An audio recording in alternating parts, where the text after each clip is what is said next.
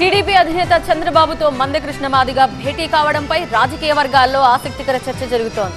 వీరిద్దరి భేటీలో ఏ అంశాలు చర్చకొచ్చాయి? రాబోయే ఎన్నికల్లో ఎంఆర్పీఎస్ మద్దతు ఎవరికుంటుంది?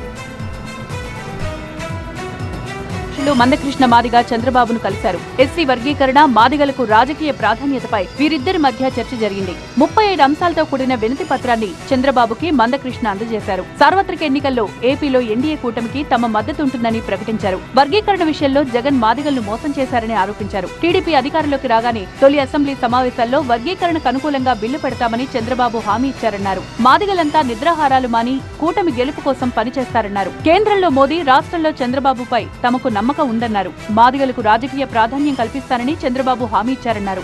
అందుకే ఎన్డీఏ కూటమికి మద్దతు ఇవ్వాలని నిర్ణయించామన్నారు.